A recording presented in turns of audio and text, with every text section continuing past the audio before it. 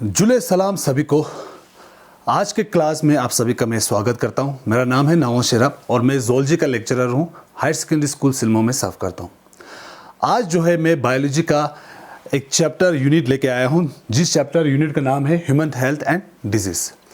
जैसे आपको सबको मालूम है, हम सीबीएसई के एग्ज़ाम की तरफ जा रहे हैं और ये इम्पॉर्टेंट है कि हमारे बायोलॉजी में ये आइडेंटिफाई करना है कि कौन से चैप्टर थोड़ा ईजी है और कहाँ जहाँ पर आप कम मेहनत में ज़्यादा स्कोर कर सकते हो।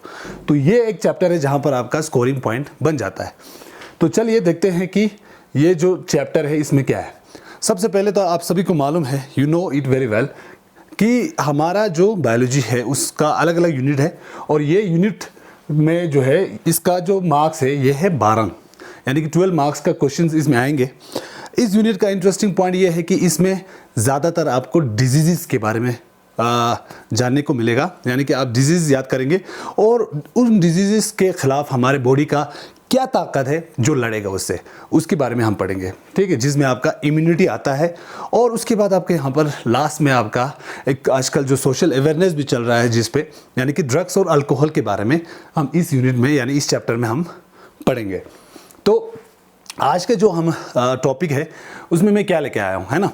तो उसमें मैंने स्टार्टिंग का जो डिजीज़ है जो आपको इजी लगेंगे उसको हम टारगेट करेंगे, जिसमें आपका कुछ डिजीज़ है इसमें, जैसे कि इस यूनिट में इंपॉर्टेंट टॉपिक जैसे मैंने कहा क्या क्या है। तो कॉमन डिजीज़ है आपके यहाँ पर देखिए।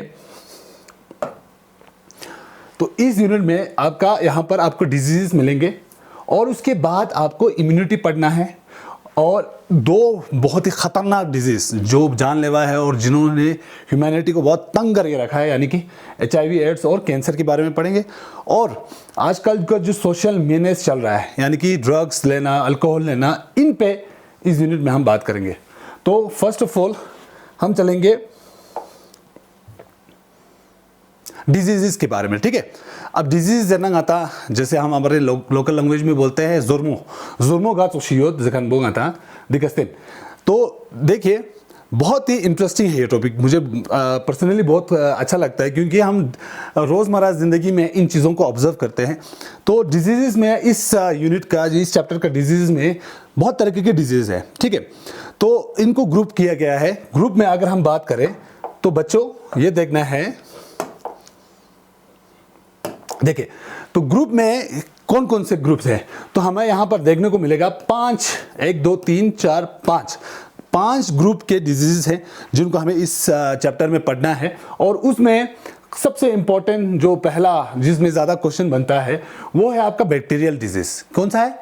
Bacterial disease. तो बैक्टीरियल डिजीज़ में कौन कौन से डिजीज़ आते हैं तो वो देखने के पॉइंट है। उसमें आपका टाइफाइड और नमूनिया आपने सुना होगा। ले, जैसे हमारे यहाँ पर बोलते हैं, ले माँ ग्रामोचुस मातु खिरा नमूनिया चेचेन, ये हमारे यहाँ पर कहावत है। तो आप अब विंटर का समय चल रहा है, आपको मालूम है, नमूनिया, कोल्ड, वो सब तो होता रहता है। तो ये डिजीज़, दो डिजीज़ बैक्टीरियल डिजीज़ में आते हैं। वायरल डिजीज़ में आप देखो कॉमन कोल्ड, छंपा जो हम बोलते हैं, यानी कि कॉमन कोल्ड, वो उसके बारे में हम बात करेंगे, यानी उसको हम समझेंगे कि कैसे करना है। प्रोटोजोअन डिजीज़, आप सभी को मालूम है, प्रोटोजोआ करके बच्चे बहुत कंफ्यूज होते हैं, तो कंफ्यूज नहीं होना है। ये प्रोटोजोआ जो है आपका क्या है? यूनिसेल्युलर ऑर्गेनिज्म, यूनिसेल्युलर यूकैरियोटिक, यानी कि आप सभी को मालूम है क्लास 11 में हमने पढ़ा है प्रोकैरियोट्स, यूकैरियोट्स। अब अभी देखो बैक्टीरिया जो है वो प्रोकैरियोट में आते हैं और आपका जो प्रोटोजोआ है, जो जब यूकैरियोट एनिमल्स का भी शुरुआत होता है या प्लांट्स का, उसका जो बेस शुरू होता है वो सिंगल यूनिसेल्युलर यूकैरियोट से शुरू होता है, तो वो वाले हैं प्रोटोजोआ। तो उनमें दो डिजीज़ आता है, एक आता है एमोबियासिस, दूसरा आता है मलेरिया। एमोबियासिस हमारे भाषा में मैं बताऊंगा बाद में कि क्या बोलते हैं, और लेकिन मलेरिया तो आपने टीवी में बहुत देखा होगा। हमारे खासकर जो गर्म इलाके होते हैं, चाहे आपका ट्रॉपिकल रीजन हो, वहाँ पर ये बीमारी बहुत ही कॉमन है। देखा नहीं आता, अगर हम देखा जाए तो हेलमिन डिजीज़, यानी कि नताजचन कीड़ा है ना, कीड़ों का डिजीज़, यानी स्ट्रिनजचन आता देगुनी डिजीज़ ताना आता एस्केरिसिस ना फ्लेरेसिस। और आखिर में बहुत ही ये भी कॉमन है हमारे यहाँ पर, ख़ासकर बचपन में हम लोग बाहर खेलते हैं तो हमारे यहाँ पर होता है दिरगिया। यहाँ पर हमारे यहाँ इस आम के उसमें या इधर इधर यहाँ पर एक रिंग जैसा बनता है जिसको बोलते हैं रिंग वर्म। ये एक फंगल डिजीज़ है जो कि मॉइस्चर सफाई ना रहने की वजह से होता है, तो इसके बारे में हम बात करेंगे। तो टोटल ओवरऑल आपने देखा कि ngata बैक्टीरियल डिजीज़ है, वायरल डिजीज़ है, प्रोटोजोवन डिजीज़ है, हेल्मिन डिजीज़ है और फंगल डिजीज़ है। इन सब को हम एक एक करके पढ़ेंगे और मुझे लगता है कि बहुत सारे डिजीज़ जो हमने देखे हैं और उनको हम रिलेट कर सकते हैं। चलिए आगे बढ़ते हैं। ओके, तो ये चैप्टर का नाम है ह्यूमन हेल्थ एंड डिजीज, है ना। तो ह्यूमन हेल्थ क्या होता है? हेल्थ जनता जिसमें ना हम लोग बोलते हैं यार भाई मैं हेल्दी हूँ, आप हेल्दी है, हेल्दी दुगुशन हो, ऐसा हमारे यहाँ पर कहते हैं हम लोग, आप आसपास भी बोलते हैं। तो हेल्थ क्या होता है? ज़्यादातर लोग कंफ्यूज करते हैं कि हेल्थ सिर्फ आपका फिजिकली ठीक होने को कहा जाता है, बट ये जो डेफिनेशन है ये थोड़ा गलत है। अगर हम हेल्थ की बात करें तो हेल्थ या हेल्थ दी किसको कहेंगे, है ना। तो हेल्थ के डेफिनेशन को ऐसा कह सकते हैं, health is a state of complete physical, mental, social और आजकल इमोशनल वेलबींग भी कहा जाता है। तो यानी कि हेल्थ जो है क्या है? एक स्टेट है, यानी कि इंसान का अगर हम देखा हेल्दी या हेल्थ इसको बोलेंगे कि बंदा जो है फिजिकली सही हो, यानी आपका उसका बॉडी का ऑर्गन्स सारे चीज़ सही से काम कर रहे हो। उसके बाद आपका मेंटली यानी कि उसका थिंकिंग एबिलिटी, उनका सोचने का डिप्रेशन कुछ ना हो। और उसके बाद सोशली यानी कि आपके समाज में लोगों से बर्ताव कैसे बात कर रहा है, घर में कैसे बर्ताव कर रहा है आपका, ये सारा चीज़। और एक है इमोशनली, आजकल इमोशनली भी बोलते हैं क्योंकि एक दूसरे को एम्पैथी यानी दूसरे के इमोशंस को समझना वो भी हेल्दी माना जाता है। तो इसको कहते हैं हेल्थ। तो हेल्थ जो है, जब अगर ये चीज़ आपका जो हेल्थ जो है इफेक्ट होता है उसको कहते हैं डिसऑर्डर या डिजीजेस, है ना। और उसमें बहुत सारे कारण हो सकते हैं जो हम बात करेंगे 1 to 1, ठीक है। तो कहा जाता है कि माइंड जो है आपके, ज़्यादातर mind is very important, powerful, क्योंकि माइंड के हिसाब से आपका हेल्थ बनेगा। यानी कि आप मेंटली सही होगे तो आप फिजिकली अपने आप को सही रखोगे, है ना, सोशली अपने आप को सही रखोगे। तो माइंड बहुत ही इंपॉर्टेंट है। और ये देखा गया है कि माइंड आपके जो मेंटल एबिलिटी से, मेंटल माइंड से, आपके थिंकिंग से आपका इम्यून सिस्टम भी जुड़ा हुआ है, ठीक है। तो जब भी आपका बॉडी का कोई भी हिस्सा काम ना करे, अच्छे से काम ना करे या इन्फेक्टेड हो जाए, तो उस दौरान उसको हम बोलेंगे डिजीज। तो बच्चों, आप लोगों ने समझा कि हेल्थ क्या होता है और ये भी समझा जब आप हेल्थ पे कुछ असर पड़ता है तो वो कहा जाता है, इसको कहते हैं डिजीज। अब डिजीज को कैसे पढ़ेंगे, क्योंकि इस चैप्टर में हमें डिजीजेस को ज़्यादा टारगेट करना है और उससे कैसे बचाव है उसको टारगेट करना है। तो देखिए, डिजीजेस जो है हम कैटेगरी में बांट सकते हैं। We can categorize it into 2 types, mainly infectious and non infectious diseases. कैसे? Infectious and non infectious. तो इन्फेक्शियस डिजीज क्या हो सकता है अगर हम सोचें, है ना। तो सोचने पे अगर हम देखें कि इन्फेक्शियस वो डिजीज है which is transmitted from one person to another, ठीक है। यानी कि इन्फेक्शियस डिजीज उनको बोलेंगे जो एक दूसरे से फैलता है, ठीक है। नॉन इन्फेक्शियस डिजीज किसको बोलेंगे? वो डिजीज है जो एक को हुआ तो वो दूसरे में फैलेगा नहीं, उसी को टारगेट करेगा, ठीक है। तो इन्फेक्शियस और नॉन इन्फेक्शियस डिजीज याद रखो बच्चों। और हम इसमें दोनों डिजीज पढ़ेंगे, है ना। इस चैप्टर में हम दोनों डिजीज पढ़ेंगे। जैसे कि मैंने पहले स्टार्टिंग में इंट्रोडक्शन में ही आपको डिजीज, कॉमन डिजीज दिखा दिया था। उसमें बैक्टीरियल डिजीज में हमने 2 बातें किए थे, एक है टाइफाइड, है ना, एक है निमोनिया। तो पहला हम टाइफाइड को टारगेट करते हैं कि क्या है ये typhoid, what is this typhoid disease, है ना। तो बच्चों देखो, टेंशन लेने की जरूरत नहीं है, टाइफाइड इतना मुश्किल भी नहीं है, लेकिन इससे ज़्यादा क्वेश्चंस आपके बनते हैं। तो ये इजी टॉपिक भी है और क्वेश्चंस भी ज़्यादा बनते हैं। तो टाइफाइड क्या है? हमारे यहाँ पर भी देखा गया है टाइफाइड तो होता है, बट ये गर्मियों के जगहों पे ज़्यादा होता है। तो टाइफाइड जो है एक बैक्टीरिया है जिसका नाम है सैल्मोनेला टाइफाई, ठीक है। बच्चा अक्सर ये गलती करते हैं कि जब आप एग्जाम पेपर में लिखते हो तो कोई भी जो साइंटिफिक नाम है उसको अंडरलाइन करना है, ठीक है, आपको मालूम है। तो ये जो टाइफाइड है वो कौन करता है, कौन सा बैक्टीरिया करता है कोस? सैल्मोनेला टाइफाई, ठीक है। और जैसे कि ये टाइफाइड है, ये भी इन्फेक्शियस डिजीज है, यानी कि एक दूसरे से, एक को हो गया तो दूसरे में फैल सकता है। तो इट एंटर स्मॉल इंटेस्टाइन, यानी कि हमारे पेट के अंदर घुसेगा कैसे?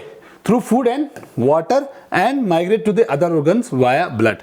यानी कि हमारे बॉडी के अंदर जब भी हम कोई इस बैक्टीरिया के गंदगी जिससे गंदा हुआ है, हमारा फूड हो या पानी हो, उसमें ये बैक्टीरिया अगर आ गया तो हमने गलती से वो खाना खा लिया या वो पानी पी लिया तो हमारे कहाँ जाता है ये? स्मॉल इंटेस्टाइन में। आपको मालूम है लार्ज इंटेस्टाइन, स्मॉल इंटेस्टाइन, उधर से आपके ब्लड में जाता है और बाकी बॉडी में फैल जाता है। तो फैलने की वजह से क्या होगा? हमारे ऑर्गन सारे इम्पैक्ट वहाँ करेगा, यानी कि आता जुर्मों से शुरू छानो। तो इसमें कैसे पता चलेगा कि हम इस बैक्टीरिया के शिकार है, यानी हमें टाइफाइड हुआ है, कैसे पता चलेगा? तो वो पता चलेगा सिम्टम्स में। और सिम्टम्स में क्या होता है ज़्यादातर यूजुअली? हाई फीवर, बुखार छचास, है ना, बुखार होना जिसमें आपका बॉडी का टेम्परेचर 39 से 40 डिग्री चला जाता है।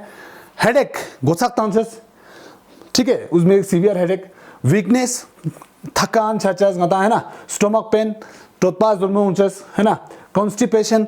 What is constipation? जहां आपको गता मिशोर चस, है ना, ठीक है, और लॉस ऑफ एपिटाइट, खाना खाने का मन भी चला जाएगा।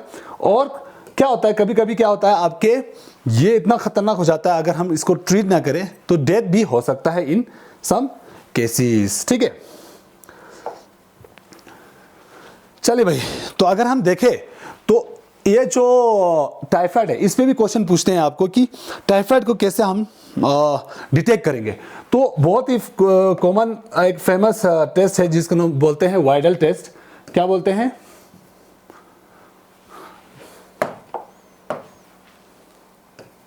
Widal test. तो इस पे भी क्वेश्चन बहुत बनते हैं कि टाइफाइड हो गया, बंदा हॉस्पिटल जाएगा, चेक कैसे, कौन सा टेस्ट करेगा वो? तो वो वाइडल टेस्ट करते हैं जहां पर डिजीज कंफर्म हो जाता है, जिसमें आपको ज़्यादा अंदर जाने की ज़रूरत नहीं है, जिसमें ये चेक होता है। इसमें इंपॉर्टेंट चीज़ क्या है जना, देखो टाइफाइड इसलिए याद रहता है क्योंकि एक आंटी थी यूरोप में जिसको नाम दिया गया है टाइफाइड मेरी। क्या होता है कि मेरी मेलन करके एक आंटी होती है जो कि आता स्ट्रीट, यानी कि गली में, या आपको जैसे आपने देखा होगा मार्केट में कोई मोमो बेचता है, कुछ ना कुछ बेचता है, उसी तरह वो भी खाना वहाँ पर बेचती थी। तो उसने क्या किया, वो खाना बेचती थी स्ट्रीट में, तो लोग बहुत खाने आते होंगे।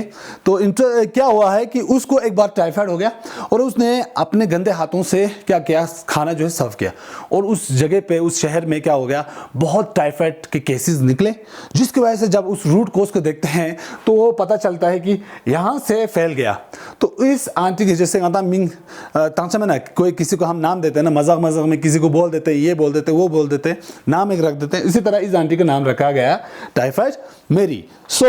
तो टाइफाइड मेरी से आप याद रखेंगे ये डिजीज, और ये याद रखना ये गंदा पानी और गंदा खाना खाने से हो सकता है, जिसमें अगर ये बैक्टीरिया हो, ठीक है।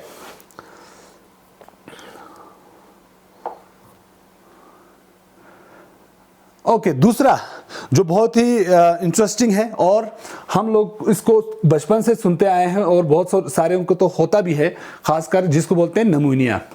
नॉर्मली हम लोग सोचते हैं कि नमूनिया जो है वायरल डिजीज है, बट वो है नहीं, it is a bacterial disease. और नमूनिया में क्या होता है, आपको सबको मालूम है, छंपा से हैवी वाला छंपा, जिसको देखते हैं कि भाई बंदा बहुत थकान होकर उसको डॉक्टर के पास जाना पड़ता है, इंजेक्शन बहुत करना पड़ता है ना। तो नमूनिया कैसे होता है, नमूनिया कहाँ होता है? तो नमूनिया देखो, आपके लंग्स जो है, लंग्स आपको पता है स्ट्रक्चर ऑफ लंग्स के जो स्ट्रक्चर में आपका एल्वुलाई होता है वो इन्फेक्ट हो जाता है। यानी कि एल्वुलाई में क्या हो जाता है, उसमें पानी भर जाता है, फ्लूइड भर जाता है, जिसकी वजह से उस बंदे को सांस लेने में तकलीफ होती है। क्या होते हैं? तो आप इंग्लिश में अगर हम लिखेंगे तो क्या बोल सकते हैं, the alveoli gets filled with fluid leading to respiratory problems. Okay, चलिए, तो आप पूछेंगे सर ठीक है, नमूनिया तो हमने सुना है, उसमें आपका छाती खराब हो जाता है, छाती में आपका फ्लूइड भर जाता है या पानी भर जाता है, तो अब इसको कैसे ठीक करेंगे, है ना, यानी कि ये होता कैसे है और ठीक भी कैसे कर सकते हैं। तो देखिए, आपका जो नमूनिया है वो यहाँ पर दो बैक्टीरिया हैं जिनका नाम है, यहाँ पर आपकी किताब में भी है, स्ट्रेप्टोकोकस नमूनियाई और हीमोफिलस इन्फ्लुएंजाe। ये दो पैथोजन है। देखो, जो भी डिजीज कॉजिंग ऑर्गेनिज्म होता है उसको हम, आपको मालूम है, चीज था पैथोजन बोलते हैं हम उसको। तो इसमें नमूनिया कोज करने वाले पैथोजन दो हैं, एक है आपका स्ट्रेप्टोकोकस नमूनियाई और दूसरा है आपका हीमोफिलस इन्फ्लुएंजाe।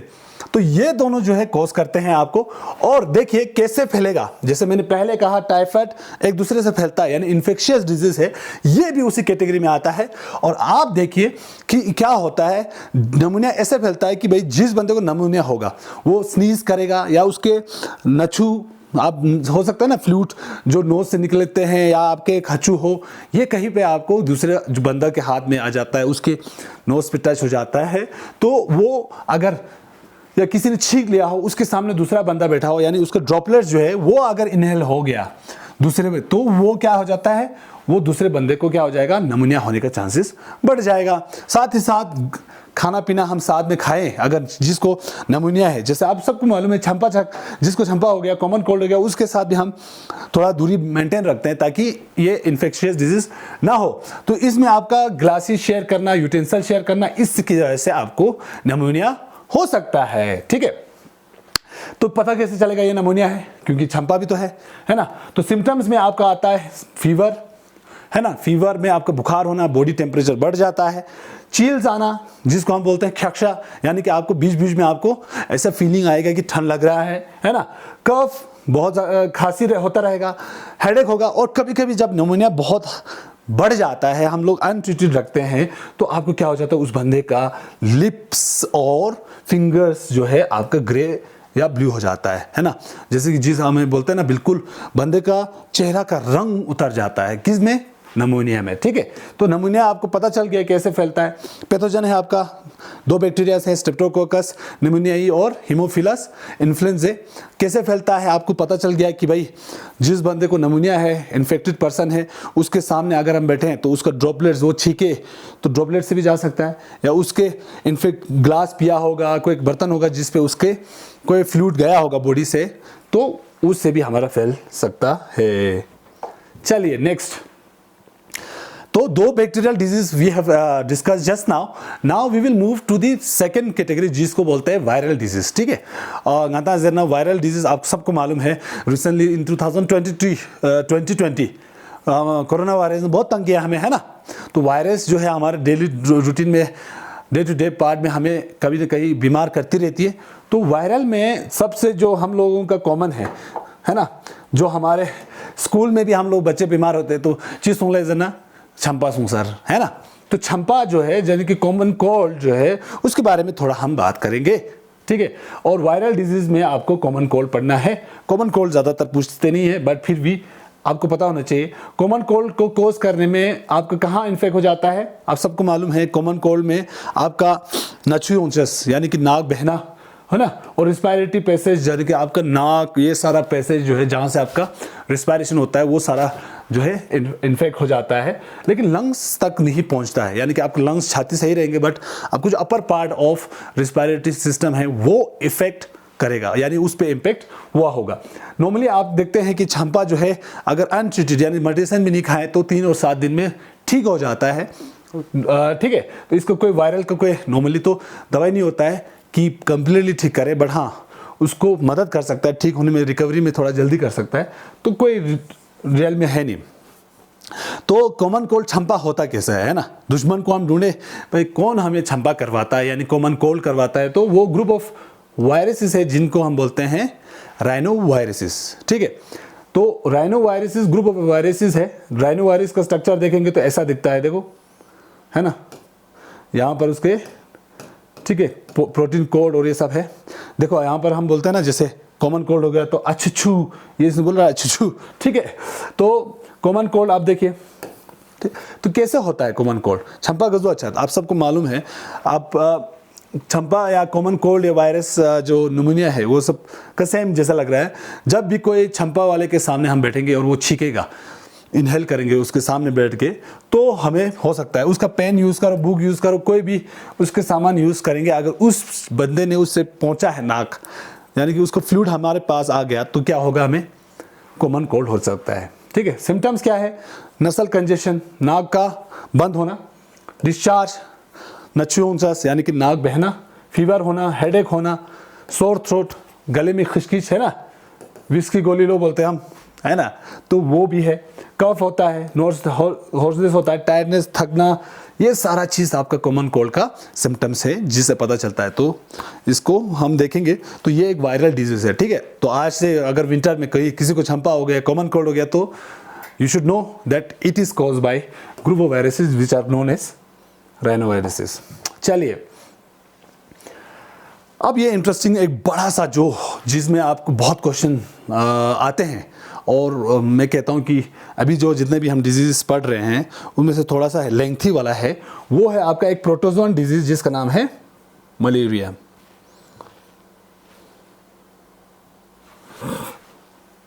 चलिए,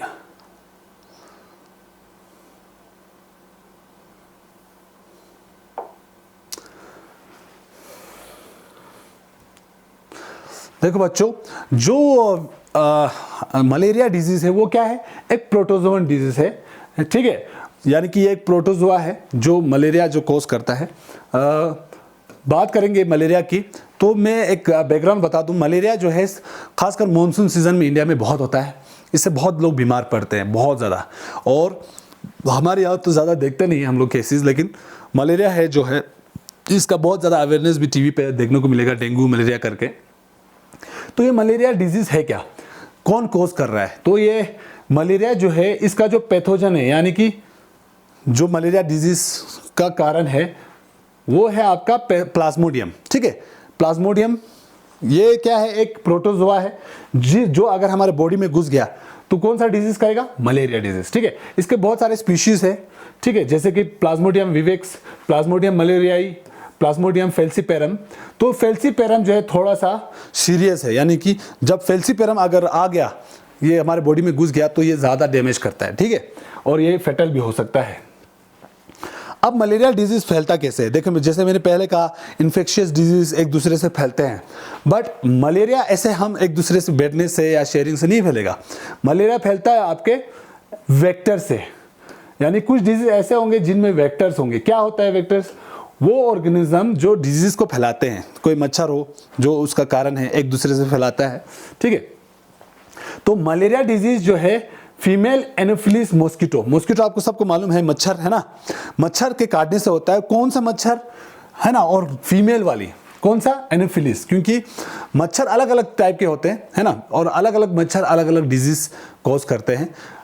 इस केस में, मलेरिया के केस में, ये याद रखना, ये पूछते भी हैं कि कौन फैलाता है, मोड ऑफ ट्रांसमिशन कौन करता है, फीमेल एनोफिलिस मॉस्किटो। इस मॉस्किटो को हम, जो भी होता है ऑर्गेनिज्म जो डिजीज फैलाते हैं, उसको हम बोलते हैं वेक्टर, ठीक है, ये भी याद रखना और भूलना नहीं।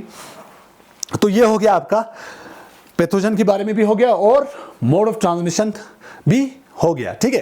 तो अब मोड ऑफ ट्रांसमिशन हो गया, अब बंदे को पता कैसे चलेगा कि भाई उसको मलेरिया हुआ है ना, क्योंकि साइलेंट डिजीज होगा तो पता ही नहीं चलेगा, लेकिन ये मलेरिया जो है अपने सिम्टम्स दिखाता है।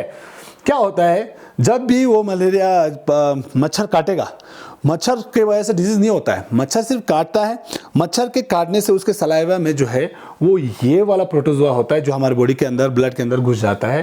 तो सिम्टम्स में हीमोज्वाइन, ये याद रखना, ये इस पे भी क्वेश्चन आता है, एक टॉक्सिन है जो आपका प्लाज्मोडियम रिलीज करता है। इसकी वजह से जिसको मलेरिया हुआ है उसको चिल्स हो जाते हैं, हाई फीवर हो जाता है, बीच बीच में उसको फीवर, बुखार बढ़ना शुरू हो जाएगा, बीच बीच में उसको क्या हो जाएगा, खैक्शा औंचस, यानी हम लोग बोलते हैं उसको सर्दी लगने का फीलिंग्स आना, चिल जिसको बोलते हैं चिल, है ना। और ये क्या होता है, ये मलेरिया जिसको हुआ है वो विदिन 3 to 4 days चलता रहता है, ये सब है ना, दिखाता है ये सब। अब आपको ये पता चल गया, पैथोजन पता चल गया, कैसे फैलता है ये भी पता चल गया, सिम्टम्स में आपका चिल और हाई फीवर है। क्यों होता है ये? क्योंकि जब भी ये प्लाज्मोडियम ये वाला हमारे ब्लड में रिलीज करता है, कौन सा, ये वाला हीमोज्वाइन जो टॉक्सिन है, तो हमारे बॉडी में खैक्शा औंचस, यानी कि ठंड लगने वाला फीलिंग आना, चिल आना, या उसका फीवर होना लाजमी है, तो उससे पता चल जाता है।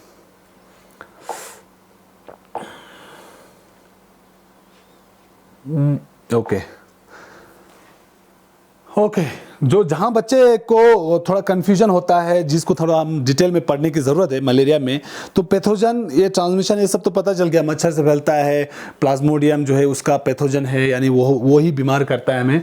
तो उसका एक डायग्रामेटिक रिप्रेजेंटेशन देखें।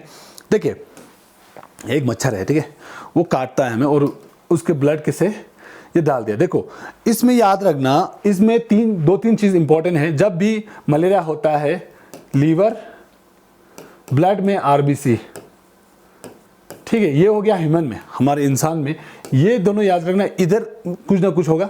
साथ ही साथ मॉस्किटो में उसके क्या, बकल कैविटी और स्टमक में, ये दोनों जगह हैं जहां पर ये प्लाज्मोडियम यानी मलेरिया का जो पैथोजन है वो घूमता रहेगा, उसका लाइफ साइकिल, ठीक है। तो आपको ये लाइफ साइकिल से क्वेश्चन पूछे जाएंगे जो कि हम बात करेंगे। यहाँ पर डायग्राम आपने देख लिया है। देखो क्या होता है, इस पे क्वेश्चंस बनते हैं, इस पे बहुत इंपॉर्टेंटली क्वेश्चंस बहुत आते हैं और आपके ग्रेजुएशन बाद में भी, फ्यूचर में भी आपको काम आएगा। तो क्या होता है, जब भी कोई मच्छर काटता है, ठीक है, मच्छर क्या करता है, किसको काटता है, इंसान को काटता है। मच्छर बीमार नहीं करता। मच्छर के अंदर जो है, अगर कौन सा आपका वो है, आपका प्लाज्मोडियम मच्छर के अंदर है ना।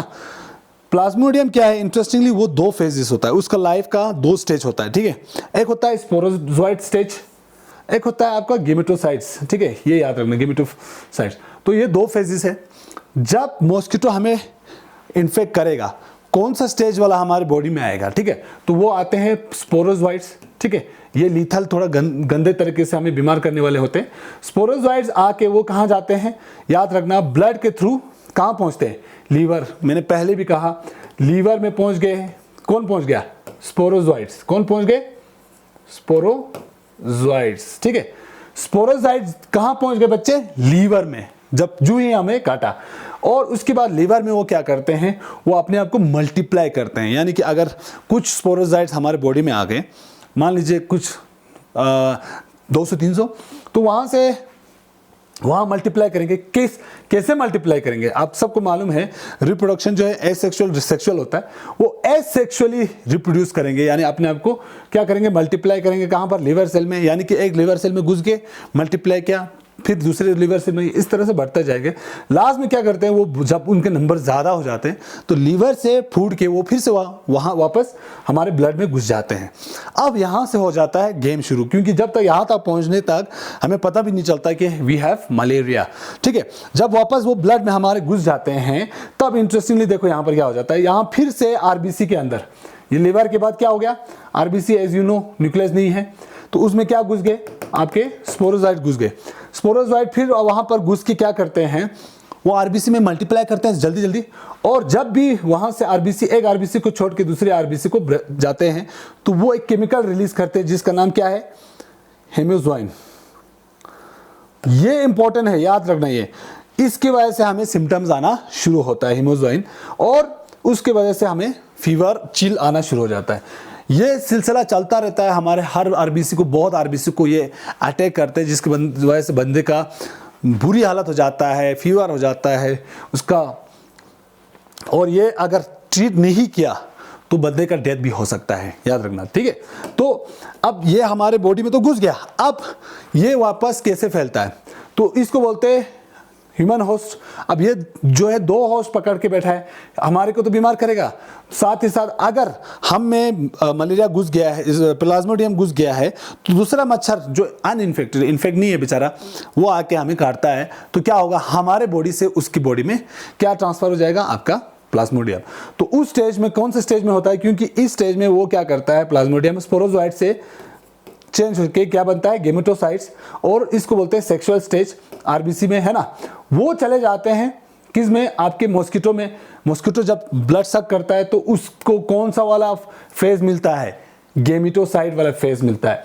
वो जाके गेमेटोसाइट जाके आपके जो मॉस्किटो है उसके घट में, पेड़ में जाके क्या करता है, मेल फीमेल मिक्स होके, फ्यूज होके क्या बनाते हैं, फिर से वापस स्पोरोजोइट बनाते हैं, और उसमें डेवलप होता है क्या, नंबर मल्टीप्लाई हो जाता है, और लास्ट में उसके मच्छर के पेट से वापस वो कहाँ आ जाते हैं, वापस आ जाते हैं वहाँ पर, कहाँ, इंटेस्टाइन से निकल के सलेवरी ग्लैंड्स, है ना, जहाँ से आपका सलाइवा निकलता है, वहाँ पहुँच जाते हैं, और उस स्टेज को बोलते हैं स्पोरोजोइट्स, ठीक है। फिर अगर अटैक करेगा तो हमारे में कौन सा स्टेज आ गया, स्पोरोजोइट। यानी कि स्पोरोजोइट यहाँ आता है, मल्टीप्लाई होता है एसेक्सुअली, गेमेटोसाइट्स बनता है, यानी मेल फीमेल का अपना बनाएगा, वहाँ फीमेल मॉस्किटो में जाके फर्टिलाइज करके क्या करेगा, अपने आप को मल्टीप्लाई करके फिर क्या बनाएगा, जो ही फर्टिलाइज हो गया फिर से स्पोरोजोइट बन गया है। ये स्पोरोजोइट जो है इन्फेक्टेड स्टेज है। मच्छर में ज़्यादा कुछ प्रॉब्लम नहीं करता है, सारा प्रॉब्लम हमें करता है, ठीक है, हमें जलना पड़ता है। तो इसको कहते हैं मलेरिया, ठीक है। ये जो है लाइफ साइकिल, इसको थोड़ा अच्छे से आप लोग प्रैक्टिस करेंगे ताकि एग्ज़ाम में जो है ये बहुत आता रहता है, ठीक है। चलिए अब हम बात करेंगे प्रोटोजोआ जो डिजीज़ है, मलेरिया तो हो गया। अब दूसरा हम बात करेंगे किसका, दूसरे डिजीज़ का, क्योंकि देखो ना हमने 2 बैक्टीरियल डिजीज़ पढ़े, एक हमने वायरल डिजीज़ पढ़ा और 2 हमने पढ़ने हैं प्रोटोजोअन डिजीज़। एक हो गया मलेरिया, दूसरा हो गया एमोबियासिस। अब इसका तो मैं ज़्यादा नहीं आएगा दिक्कत, क्योंकि हमारे स्कूल में भी कॉमन बच्चों का कंप्लेन रहता है कि छंपा सूंसर या सर पेट में दर्द हो गया, ये वो। तो ये याद रखना, ये पेट से रिलेटेड है एमोबियासिस। तो इसको दूसरा कॉमन नेम जो है वो है एमोबिक डायसेंट्री। क्या है? एमोबिक डायसेंट्री यानी एमोबियासिस। क्या होता है बच्चे, इसमें कौन करता है ये? तो ये ऑब्वियस सी बात है, एक प्रोटोजोआ है यानी कि यूनिसेलुलर यूकैरियोटिक ऑर्गेनिज्म। इस पैथोजन का नाम है एंट अमोबा हिस्टोलिटिका। क्या है? एंट अमोबा हिस्टोलिटिका। इसमें स्पेलिंग में बहुत मिस्टेक करते हैं बच्चे, याद रखना साइंटिफिक नेम है। जब आप आंसर शीट में लिखोगे एंट अमोबा हिस्टोलिटिका तो इसको अंडरलाइन अलग अलग से करेंगे, ठीक है, ओके। और आपको मालूम है ये सारा। तो ये वाला जो है ये पैथोजन है। अब ये जो है हमारे बॉडी में घुस गया, कैसे घुसेगा? आप मोड ऑफ ट्रांसमिशन बोलते हैं, हमारे बॉडी में कैसे आएगा, इंसान की बॉडी में कैसे पहुंचेगा? तो देखिए हाउस फ्लाई यानी आप सबने देखा होगा घर में, यहाँ पर हमारे करगिल में बोलते हैं इसको शायद पिशू। तो हाउस फ्लाई घर में हमारे खाने पे होता है, बाहर होता है, जहाँ पर भी मॉइस्ट जगह दिखे वो आ जाता है। ये जो है ये पोटेंशियल कैरियर होते हैं, यानी कि ये जो है इस एंट अमोबा हिस्टोलिटिका को फैलाते हैं, ओके। कहाँ से? देखो आपने खुद देखा होगा कि ये जो हाउस फ्लाइज है वो ज़्यादातर गंदगी में भी रहता है। टॉयलेट, जहाँ टॉयलेट किया होगा है ना, बलाएं का टॉयलेट हो, जो भी हो, वहाँ जाके ये बैठते हैं और बाद में हमारे खानों पे भी बैठते हैं। So we don't know. तो इसकी वजह से जो कंटेमिनेटेड जहाँ पर फूड है, हमारा पानी हो या खाना हो, उसको क्या करते हैं? कंटीमिनेट करते हैं। कंटीमिनेट जना खराब करना, ठीक है। किसके थ्रू? ये वाला लेके आते हैं हमारे खाने पे, पानी पे। क्या लेके आते हैं? ये हाउस फ्लाइज ये वाला लेके आते हैं। समझ आ रही बात? ओके। तो ये इस तरह फैलता है। किससे फैलता है? हाउस फ्लाई से, ठीक है। अब ये है क्या, ये बीमारी क्या है? आप पूछोगे सर एमोबियासिस तो ठीक है, ये एंट अमोबा हिस्टोलिटिका से फैलता है, बट है क्या है ये बीमारी? क्या सिम्टम्स दिखाते हैं? देखो जब हमारा पेट में दर्द होता है ना, जहाँ पर ये जो बीमारी क्या करता है, हमें कॉन्स्टिपेशन करवाता है, यानी कि आपको स्टूल टॉयलेट नहीं आता है, और साथ ही साथ एब्डोमिनल पेन, बहुत ज़्यादा दर्द होता है आपके पेट में, क्रैम्स आते हैं, देखो इस तरह से, है ना। स्टूल भी नहीं, स्टूल्स विद एक्सेस म्यूकस। कभी कभी जब स्टूल आते हैं तो उसमें बहुत ही बिल्कुल म्यूकस के साथ, पानी के साथ आता है, और ज़्यादा सीवियर केस में ब्लड भी आता है ना। तो देखिए ये जो टिश्यू है या हाउस फ्लाइज है, ये हमारे खाने को ख़राब करते हैं, और आपका जो एमोबिक है, डायसेंट्री है, ये फैलाते हैं। यानी कि जो पेट का दर्द है, अभी तक हमने जितने भी डिजीज़ पढ़े उसमें से पेट का दर्द हमने नहीं पढ़ा। पेट का दर्द जो है ये एमोबियासिस ज़्यादातर दिखता है, एमोबियासिस डायसेंट्री, जो कि होता है इस पैथोजन से, ठीक है। चलिए अब हमने काफ़ी डिजीज़ पढ़ लिए हैं, और देखते हैं कि इसमें कैसे क्वेश्चंस जो है आपके एग्ज़ाम या पेपर में आते हैं, कैसे आपको इसको अप्रोच करना है। तो चलिए मेन तो यही है, दिल थाम के बैठिए, क्योंकि क्वेश्चंस है और क्वेश्चंस को समझना ही बहुत ही इंपॉर्टेंट है। तो चलिए देखते हैं। एक क्वेश्चन आता है, a patient is down with एमोबियासिस। अभी जस्ट हमने पढ़ा है, list the symptoms, name the causative pathogen, है ना। एक पेशेंट है, उसको एमोबियासिस हुआ है, उसको क्या क्या सिम्टम्स आएंगे, है ना। एज यू नो था, अभी हमने जस्ट पढ़ा क्या, मसल एब्डोमिनल पेन होगा, क्रैम्प्स होगा, कॉन्स्टिपेशन होगा, ये सारा। कॉजेटिव एजेंट क्या है? तो एंट अमोबा हिस्टोलिटिका ये कॉजेटिव एजेंट है। ऐसे आंसर देना है आपको। टाइफाइड मेरी is associated with which disease? बताइए, टाइफाइड मेरी कौन सा डिजीज से एसोसिएटेड है? आया? हाँ राइट, ठीक है। कौन सा है? इसका आंसर है टाइफाइड यानी बैक्टीरियल डिजीज, टाइफाइड। ठीक है, okay. Clinical test use to diagnose typhoid कौन सा होता है बच्चे? टाइफाइड को टेस्ट करने के लिए हमें कौन सा टेस्ट करना है? चलिए दिमाग पे जोर लगाइए, शाबाश, बहुत अच्छे। कौन सा?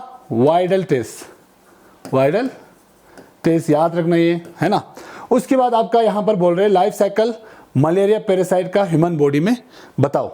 अब देखो, आपने खुद देखा है मलेरिया जो है यानी कि प्लाज्मोडियम जो है उसका अटैक करता है वो दो ऑर्गेनिजम्स को, एनिमल्स को।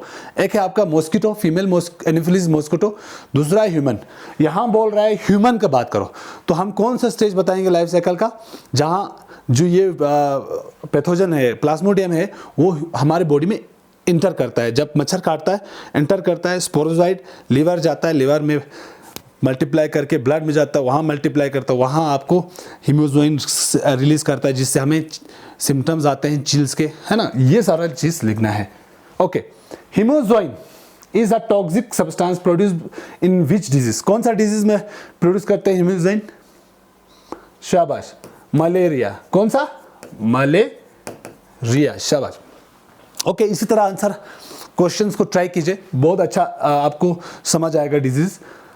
What causes shivering in malarial patients? Malaria के पेशेंट्स हैं उनको शिवरिंग होता है, ख्याक्षा यानी चिल्स आते हैं, वो क्यों आते हैं? इसका आंसर इधर ही छुपा हुआ है, okay, you are right. Haemoglobin, haemoglobin जब भी आपका आरबीसी से निकलते हैं, वो जब आपका प्लाज्मोडियम जो है वो रिलीज करता है तो उस बंदे में, उस पेशेंट में क्या आ जाएगा? शिवरिंग आना शुरू हो जाएगा। ठीक है, तो बस ऐसे ही जो घुमा के भी ज़्यादा नहीं आते क्वेश्चन, ऐसे ही आएंगे आपको और मुझे लगता है आप आराम से कर पाओगे। चलिए तो 3 ग्रुप के डिजीज हमने कर लिया, बैक्टीरियल, वायरल, प्रोटोजोअन। अब हमारे पास रहता है 2, एक है आपका हेलमिंथ डिजीज। अब सभी को 11th क्लास में हमने पढ़ा होगा हेलमिंथ्स, जहाँ पर आपने एस्के हेलमिंथिस, है ना, प्लेटी हेलमिंथिस और एनिलिडा, यानी कि हम लोग बोलते हैं यहाँ पर, हम लोग ऐसे बोलते हैं ना कीड़े, यानी कि वर्म्स, या हम बोलते हैं स्टिन, तो इनके डिजीज़ भी हैं। तो 3 कॉमन डिजीज़ है हेलमिंथ्स के जो आपके एग्ज़ाम में और आपकी किताब में है। ठीक है, हालांकि डिजीज़ का तो बहुत ज़्यादा लिस्ट है, बट 12th क्लास के सिलेबस में हमारे 3 ही हैं, ओके। तो एक आप देखिए, आपने 11th क्लास में भी देखा होगा ये वाला वर्म, ठीक है। इस वर्म से होता है एस्केरियासिस। क्या होता है? एस्केरियासिस। ये देखिए बहुत ही खूबसूरत जैसा दिखा रहे हैं, ठीक है। इसकी वजह से होते हैं फिलेरियासिस। और तीसरा है, अच्छा तीसरा हम लोग अभी बाद में पढ़ेंगे, ठीक है। ये आपका फंगल डिजीज में आ जाता है। किस में आ जाता है? फंगल डिजीज में। ये है आपके कौन से वाला डिजीज? हेलमिंथ डिजीज, ठीक है। तो यहां पर हम 3 डिजीज और पढ़ेंगे हम, ठीक है। तैयार हो?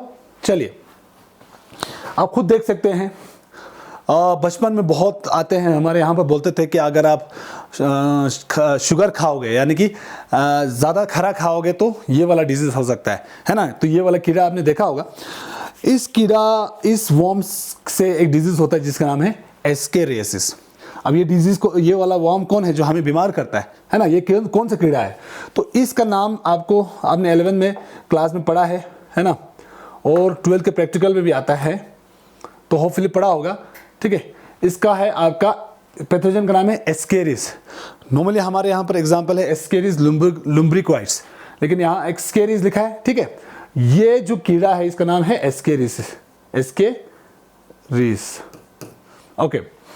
देखिए कैसे फैलता है। आप नॉर्मली ये जो कीड़ा है, इसके जो अंडे होते हैं, ये कहीं पे भी गंदगी जगह हो या सॉइल में हो वहाँ होता है। तो बच्चे बाहर खेलते रहते हैं तो ये चला जाता है, ठीक है। तो ये सॉइल में होगा, पानी में भी होता है। आप वेजिटेबल खाते हो, आजकल सब्जी आता है, सब्जी को अच्छे से प्रॉपर्ली धोओगे नहीं तो वहाँ पर भी उसके एग्स होते हैं। फ्रूट्स धोएंगे नहीं तो वहाँ पर भी होगा। यानी कि कोई भी पानी हो या ये सब, अगर इसमें आपके क्या हो, एक्स हो, किसका? इसका, तो उस बंदे के अंदर क्या हो जाएगा? उसको क्या, कौन सा बीमारी हो जाएगा? एस्केरियासिस। शाबाश, ओके। तो अब देखिए, अभी जस्ट हमने पढ़ा था एक पेट का दर्द, ये भी देखिए पेट का दर्द से ही एसोसिएटेड है।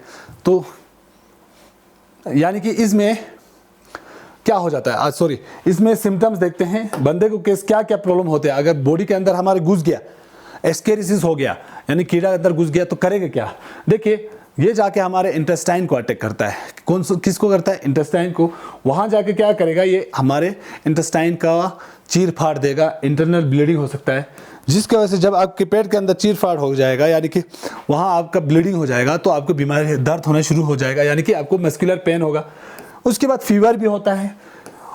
देखा गया है कि जिस बच्चे के पास या बंदे को ये एस्केरिस बॉडी के अंदर घुस गया है, तो उसका एनीमिक हो जाता है, यानी उसका खून जो है कम होना शुरू हो जाता है। इसलिए देखा गया है कि जो बच्चे को ये हुआ है वो बहुत कमज़ोर, माल नरिश जैसे दिखते हैं, ठीक है। इसीलिए आप लोगों को स्कूल में हम एक दवाई दिया जाता है, एल्बेंडाजोल, है ना, डीवॉर्मिंग, है ना, ऐसा कुछ।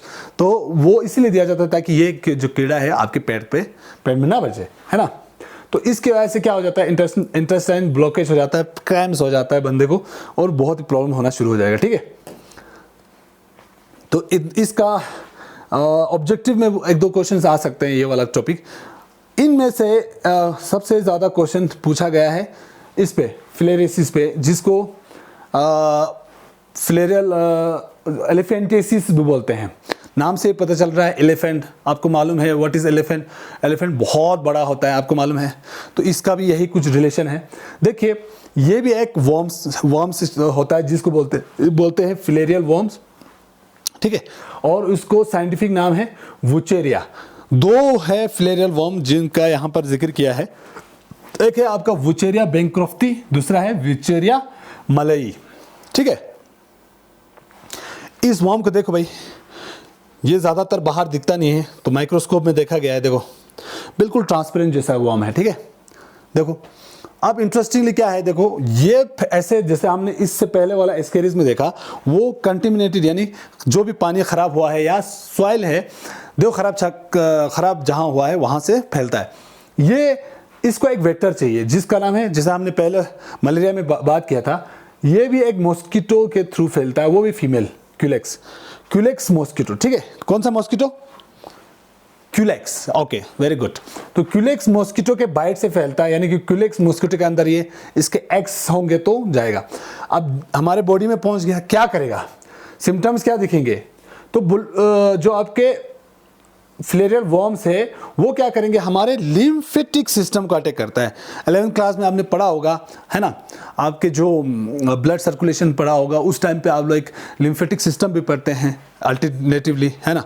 और आपने उसमें क्या हो जाता है, लिम्फेटिक वेसल्स में घुस जाता है, और इसकी वजह से क्या करता है, वहाँ पर सूजन करता है। वहाँ जो ही जाता है, पहुँचता है, तो वहाँ क्या होगा? सूजन होगा। और जब भी कोई फिलेरियल वर्म आ जाता है तो बहुत टाइम तक पता नहीं चलता है, डिटेक्ट नहीं होता है, जिसकी वजह से बहुत साल बीत जाते हैं। तो आप खुद देखिए, ये फिलेरियल वर्म से होता है, तो इसको फिलेरियासिस बोला है। और एलिफेंटिसिस इसलिए बोला है क्योंकि आप सबको मालूम है, हमारे अलग अलग पॉइंट पे आपके जो लिम्फेटिक नोड्स है वो सब मौजूद है ना। जब भी हम बीमार होते हैं, आप सबको मालूम है, ये एक हमारे इम्यूनिटी सिस्टम का एक पार्ट है। तो जब भी हम बीमार होते हैं तो हमारा कुछ ना कुछ इन्फ्लेमेशन, यानी सूजन होती है इधर कहीं। तो इसमें भी यही है कि आपका जो लिम्फेटिक नोड्स है, खासकर आपके लोअर बॉडी के पार्ट्स, जहाँ पर आपके लेग्स आते हैं, वहाँ आपका सूजन करना शुरू करेगा। देखिए, यानी कि आपके लेग्स इतने मोटे हो जाएंगे कि एलिफेंट के लेग्स जैसे दिखने लगेंगे, इसीलिए इसको बोलते हैं एलिफेंटियासिस। चलिए, तो ये हो गया आपके हेल्मिन डिजीज, ठीक है। लास्ट डिजीज जो कि बहुत ही शॉर्ट है और इंटरेस्टिंग है, उस डिजीज का नाम है रिंगवर्म्स। हमारे करगिल में, लद्दाख में अगर हम देखें तो हम बोलते हैं दिरगिया, यानी कि ऐसा एक वर्म है जो हम बच्चों को ज़्यादा होता है क्योंकि खेलते हैं बाहर मिट्टी में। तो आपने देखा होगा जहाँ पर भी यहाँ हो, जॉइंट्स में हो, इवन किसी के बालों में भी ऊपर, तो ये वहाँ पर वो क्या हो जाता है, लेशंस हो जाते हैं। ये देखिए, ये देखा होगा आपने कॉमनली, तो इसको बोलते हैं रिंगवर्म। देखिए, रिंग जैसा ही है ना, तो ये रिंगवर्म इसलिए बोलते हैं क्योंकि ये एक फंगल डिजीज है, और इसका पैथोजन आप बच्चों को ज़्यादातर दिक्कत आता है क्योंकि ये पैथोजन बहुत 4 है। तो कोई बात नहीं, हम याद कर लेंगे। तो MTE करके याद करना है। माइकोस्पोरियम, ट्राइकोफाइटन, एपिडर्मोफाइटन, 3 आपके पैथोजेंस है। ये 3 फंगस है जो आपको रिंगवर्म्स का बीमारी दे सकता है। और ये बहुत कॉमन है, बहुत जगह दिखता है, आपकी मिट्टी में हर जगह ये फंगस होता है। जहाँ पर भी गंदगी हो, हमने अगर हाथ अच्छे से नहीं धोया हो, गंदगी किया हो, गंदगी रखा हो, और मिट्टी की वजह से ये एकदम हमारे पास आ जाते हैं। कैसे फैलेगा? जैसे मैंने अभी कहा जस्ट, कैसे? सॉइल से, है ना। और जिस बंदे को भी ये फंगस लगा है उसके टॉवल क्लॉथ्स को यूज़ करने से, कंघी को यूज़ करने से तो हो जाता है। यानी कि heat and moisture help fungus to go. आप सबको मालूम है, जहाँ पर भी हम कोई अपना बॉडी का अंग, बॉडी का पार्ट गीला छोड़ते हैं, प्रॉपर्ली ड्राई नहीं करते हैं, तो वहाँ चांसेस रहता है फंगस का डेवलपमेंट का, है ना। और ये फंगस अगर डेवलप हो गया तो हमें हो जाता है क्या? Ring worms. और ये बहुत ही कॉमन है, ज़्यादा लीथल नहीं है लेकिन कॉमन है। तो क्या हो जाता है सिम्टम्स? उस एरिया में जहाँ ये रिंग वॉर्म आ गया, वहाँ हो जाएगा क्या? ड्राई, सूख जाएगा वो एरिया, ठीक है। लेशंस होंगे, है ना, दाग आ जाएंगे आहिस्ते स्किन पे, नेल्स पे, स्कैल्प पे, यानी कि और बहुत ही अजीब सी बात है कि खुजली बहुत होता है। तो खुजली में आप याद रखना, ये खुजली, है ना, एक टीवी पे एडवर्टाइज भी आता है ना, क्या बोलते हैं उसको, खुजली मिटाओ, है ना, रिंग गार्ड करके आता है एक, है ना। तो ये ऐसे कुछ दवाई है, तो आपने सुना होगा टीवी पे एड्स पे। तो याद रखिए ये फंगस जो है इस डिजीज़ को कॉज करते हैं। तो ये हो गया आपका कॉमन डिजीज़ जो आपके सिलेबस में है, और मुझे लगता है कि इतना आपको टफ नहीं होगा ये, है ना। और देखिए जिसको आपका रिंगवर्म हुआ है, ऐसे इन सीवियर केसेस में इस तरह हो जाएगा। किसी के बाल में ये सर पे चांद नहीं लगा, ठीक है, ये रिंगवर्म्स हुए हैं। कोई बोलेगा मजाक में चांद लग गया है ना। चलिए, तो ये डिजीज जो है इन्फेक्शियस डिजीज देखा आपने, एक दूसरे को फैलने वाले डिजीज देखा। कुछ डिजीज ऐसे ही फैलते हैं, कुछ डिजीज आपके मॉस्किटो के थ्रू फैलते हैं। तो एक क्वेश्चन आता है कि भाई बचा कैसे जाए? तो मेडिसिन तो होंगे, लेकिन मेडिसिन से ज़्यादा देखो याद रखना, कभी कभी पूछ सकते हैं कि भाई इन्फेक्शियस डिजीज से कैसे बचा जाए। तो सबसे इम्पोर्टेंट जो आता है कोई भी डिजीज से बचने के लिए, वो आता है आपका पर्सनल हाइजीन। खुद को साफ सुथरा रखना है ना, साबुन का इस्तेमाल करके अपने आप को साफ रखना है, कपड़ों को ड्राई रखना है अच्छे से, और वैक्सीनेशन अच्छे से टाइम पे करना है, ठीक है। और आजकल के ज़माने में डिजीज़ तो बहुत कॉमन है, क्योंकि सब्जियां भी बाहर से आ रहे हैं, बहुत कुछ ग्लोबलाइज हो गया है। आप खुद ने देखा आता हमारे इर्द गिर्द बहुत गंदगी भी हो रहा है। तो याद रखना, बच्चे को हेल्दी रहने के लिए एक बैलेंस डाइट खाना पड़ेगा, फिजिकल स्ट्रेंथ को बढ़ाना पड़ेगा, है ना। तो ये सब है, तो आप अपने हेल्दी लाइफस्टाइल को बढ़ाइए बच्चे, है ना। ये तो हो गया आप आम पब्लिक के लिए भी और ये बच्चों के लिए भी। लेकिन ये जो हमने डिजीज़ पढ़े, कौन से? बैक्टीरियल, वायरल, प्रोटोजोअन, हेलमिंथ और फंगल, ये 5 जो कैटेगरी के डिजीज़ है वो इतना मुश्किल नहीं है, आप 1 बाय 1 उसको कर सकते हैं। तो इनमें से कुछ क्वेश्चंस आते हैं, जैसे कि आपके देखो, एस्केरिस कौन कोज करता है? एस्केरिसिस कौन कोज करता है ना। How does it affect human body? Ascariasis में क्या हो जाता है? तो एस्केरिस जो है आपका एक हेलमिंथ, क्या एस्केरिस कोज करता है ना। और उसमें कौन सा बॉडी का इफेक्ट हो जाता है? हमारा आपका स्टमक, इंटरनल ब्लीडिंग हो जाता है। फिलेरिसिस का ट्रांसमिशन कैसे होता है ना, ये भी एक क्वेश्चन है। Explain the transmission and symptoms of filariasis.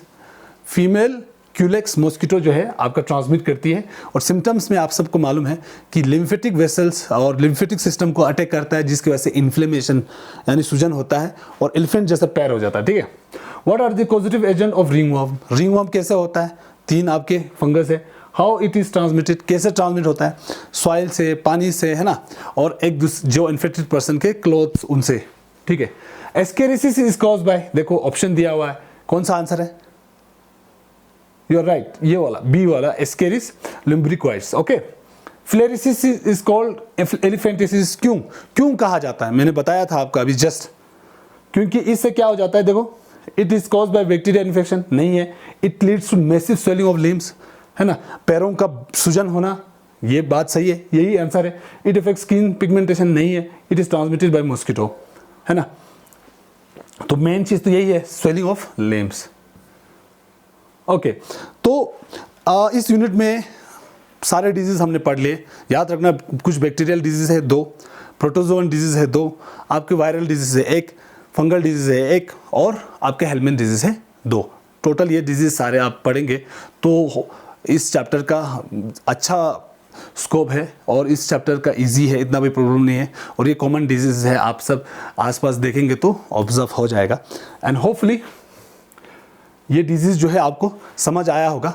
In case आपको इस चीज़ के बारे में थोड़ा और ज़्यादा डिटेल में जानना है and you have queries in your mind, you can directly contact me through, इस पे कर सकते हैं, कॉल कर सकते हैं या आप सोशल मीडिया पे भी आ सकते हैं। तो हम अगली क्लास में इस जो यूनिट को आगे ले जाएंगे और नेक्स्ट क्लास में हम लोग इम्यूनिटी में बात करेंगे, यानी कि डिजीज़ तो हमने कवर कर लिया है, now we will move to immunity, यानी कि उसका सेकेंड पोर्शन जिसमें बहुत सारे क्वेश्चन बनते हैं। So I will see you in next class with another topic of this unit, that is immunity. आप सभी को शुक्रिया, थैंक यू वेरी मच, जुले सलाम। Thank you for watching. Don't forget to subscribe. Click the bell icon